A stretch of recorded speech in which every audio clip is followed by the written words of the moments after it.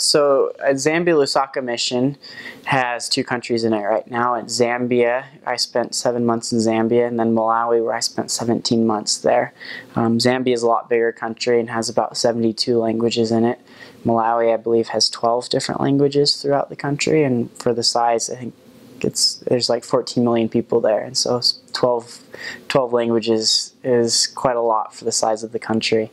The church in the mission, I believe, had been there, I want to say back before like the 1950s originally, but when they started having like their independence, their struggles for independence, they'll refer to them as wars, but they didn't really fight, during their wars for independence, and they kind of, I guess the church at the time had mostly been white settlers that had lived there, and so when they took their independence, they pushed the white settlers out. And so with it, the church kind of left as well. There wasn't many members that were African there at the time, and so yeah, you'll find like even in Kitwe, there's actually like a building that's owned by the school, that's by a college that's there, that used to be a chapel, and it looks like one, but it's no longer. It's now part of the school. It's a classroom setting there, and so same with Malawi. It was pretty similar, where it had the church. I guess the first place that had the church was a group in Liwonde, and it was actually a branch and became a group. I guess they started having a lot of doctrinal issues that were going on there and apostasy that happened, but it had spread out to Blantyre and to Liwonde, where there's still the church there. And I guess when I was there, unless it's probably spread from there, but Zambia, the church and missionaries were found like in Lusaka, was probably the biggest place, the main city, the capital of Zambia. And then up in the Copper Belt, there were Ndola, Kitwe, and Luanshya that were up there, 3 different little cities or towns, I guess, that were there, where you could find missionaries.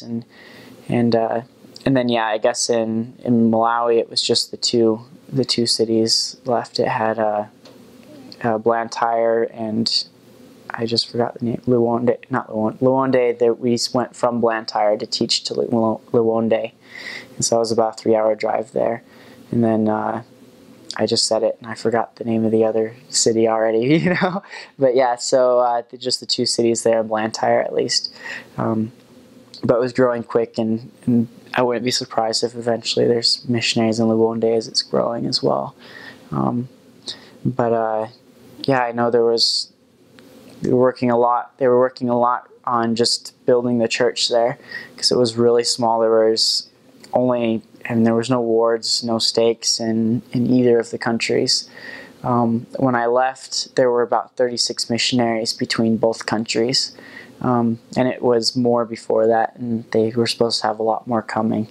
But yeah, there was not very many buildings. Most have meeting houses or places they meet in.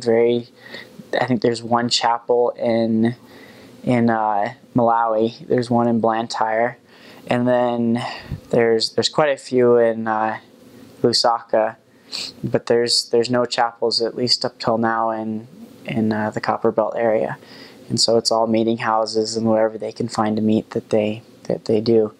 And so yeah, I think it's been the church there has been fully active for probably about, I want to say 17 years now.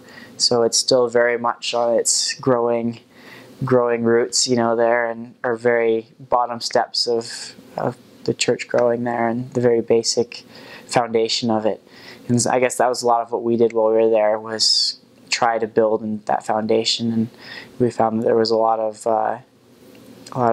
like, as you get members, they bring in a little bit of what they're used to, and so there was a lot of learning and stuff with how the church works and its functions, and trying to, bring the church's teachings and doctrines in, and as well as the way that the regular operation of it, even like the young men's and stuff, or young women's and all those things weren't fully operational there, and the people weren't entirely sure, how to do this, how to do that. Branch presidents were learning.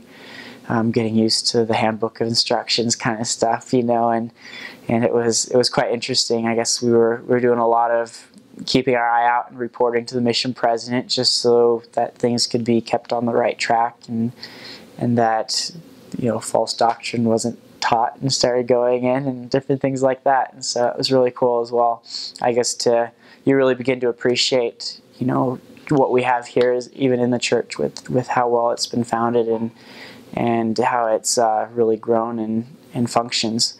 You don't realize what goes into that and how much the people need to learn and to act on it to be able to make something run like the church organization does here.